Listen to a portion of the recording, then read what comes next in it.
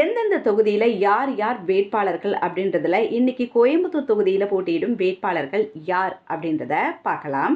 இங்க திமுக சார்பில் கணபதி ராஜ்குமார், அதிமுக சார்பில் சிங்கை ராமச்சந்திரன், நாம் தமிழர் கலாமணி ஜெகநாதன், பாஜகவின் அண்ணாமலை, இவங்கெல்லாம் இங்க வேட்புமனு தாக்கல் பண்ணியிருக்கிறாங்க.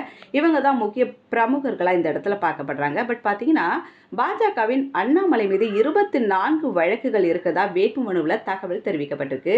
கோவை மக்களவை தொகுதியில் போட்டியிடும் அண்ணாமலையின் சொத்து மதிப்பு ரூபாய் 1.48 கோடியா இருக்கு அப்படின்னு சொல்லியிருக்கிறாங்க. அது மட்டும் இல்லாமல் அவரோட மனைவி பேரிலையும் நிறைய சொத்துக்களை இவர் வாங்கி வச்சிருக்கிறாரு. இப்போ கிட்டத்தட்ட கொஞ்ச நாளாவே அவரோட மனைவியின் அசையும் சொத்துக்கள், அசையா சொத்துக்களை வேகமாக உயர்ந்துட்டு வந்திருக்கு. அது எப்படி அப்படின்ட்டு இப்போ அதெல்லாம் ஒரு சிலர் கிண்ட ஆரம்பிச்சிருக்கிறாங்க.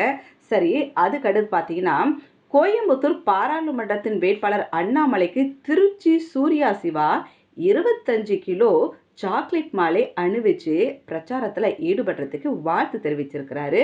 நான் ஏற்கனவே சொன்ன மாதிரி பார்த்தீங்கன்னா இவர் மேலே 24 வழக்குகள் இருந்தாலும் கூட எல்லாத்தையும் தகத்தெறிஞ்சு நம் மக்களுக்காக நல்ல சேவை செய்வேன் அப்படின்ட்டு பாஜக அண்ணாமலை சொல்லிட்டு இருக்காரு.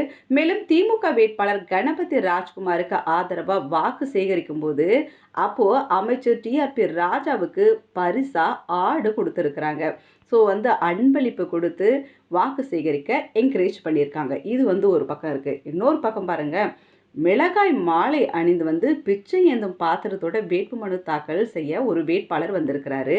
கோவை சுந்தராபுரம் பகுதியை சேர்ந்த நூர் முகமது என்ற சுயேட்சை வேட்பாளர் கோவை நாடாளுமன்ற தொகுதிக்கு வேட்புமனு தாக்கல் செய்ய வரும்போது அவர் பார்த்தீங்கன்னா கழுத்தில் மிளகாய் மாலை அணிந்தும் மிளகாய்களை கட்டிக்கிட்டு கையில் பிச்சை பாத்திரம் ஏந்தியபடியும் தண்டோரா போட்டுட்டு வந்திருக்கிறாரு. 100 மீட்டருக்கு முன்னாடி அவரை தடுத்து நிறுத்திய காவல்துறையினர் தேர்தல் விதிமுறையின்படி மிளகாய் மாலையை கழட்டி விட்டு வேட்புமனு தாக்கல் செய்வாங்க அப்படின்ட்டு அட்வைஸ் பண்ணியிருக்காங்க. அதனைத் தொடர்ந்து கோவை மாவட்ட ஆட்சியரும் தேர்தல் நடத்தும் அலுவலருமான கிராந்திகுமார் பாடியிடம் வேட்புமனு தாக்கல் அவர் செஞ்சிருக்கிறாரு. அப்போ அவர் என்ன சொல்லியிருக்கிறாருன்னு பார்த்தீங்கன்னா, ஓட்டுக்கு பணம் வாங்கினீங்கன்னா மக்களை அடிமையாக்கி தலையில் மிளகாய் அரைச்சி பிச்சை கேட்க விட்டுருவாங்க அப்படின்றத சொல்லணுன்றதுக்காக தான் இந்த கெட்டப்பில் நான் வந்திருக்கேன் அப்படின்றதையும் அவர் பதிவு பண்ணியிருக்கிறாரு. அது மட்டும் இல்லாமல் பார்த்தீங்கன்னா கோவை தொகுதியில் போட்டியிடும் பாஜகவின் அண்ணாமலை 60% வாக்குகள் கூட அரசியலில் அவர் வாங்க மாட்டார். அப்படி அவர் வாங்கிட்டாரு அப்படின்னா அரசியலை விட்டையே விலகிடுறேன் அப்படின்ட்டு கோவை தேர்தல் களத்தில் பாஜகன்ற கட்சிக்கு போட்டியிலே நாங்கள் இல்லை அப்படின்றத ரொம்ப கம்பீரமாக சொல்லியிருக்கிறாரு. யாருன்னு பார்த்தீங்கன்னா அதிமுக சிங்கை ராமச்சந்திரன் பிரச்சாரத்தின் போது இப்படி சொல்லியிருக்கிறாரு. அவங்கெல்லாம் ஒரு பெரிய ஆளாகவே நாங்கள் கன்சிடர் பண்ணலைங்க, அவங்களாம் வின் பண்ணவே முடியாது, அப்படி வின் பண்ணிட்டாங்கன்னா நான் அரசியலை விட்டு விலகிறேன் அப்படின்ட்டு சவால் விட்டு இருக்கிறாரு. ஸோ கோவை நாடாளுமன்ற தொகுதியில் போட்டியிடும் சுயேட்சை வேட்பாளர் துரைசாமி என்பவர் இன்னொருத்தர் நடனம் ஆடியபடியும் முருகா முருகா அப்படின்னு பாட்டு பாடியபடியும் வேட்புமனு தாக்கல் செய்ய வந்திருக்கிறாரு.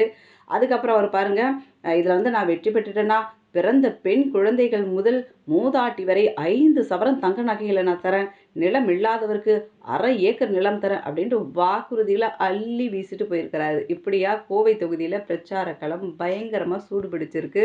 ஸோ பிரச்சாரத்தில் ஈடுபடுறவங்களாம் அது இது அப்படி இப்படின்ட்டு சொல்லிட்டு இருக்கிறாங்க. யார் வர போகிறாங்கன்னு தெரியல, வந்தவங்க என்ன செய்ய போகிறாங்கன்னு தெரியல. பொறுத்திருந்து பார்க்கலாம். வல்லவன் உங்களில் ஒருவன்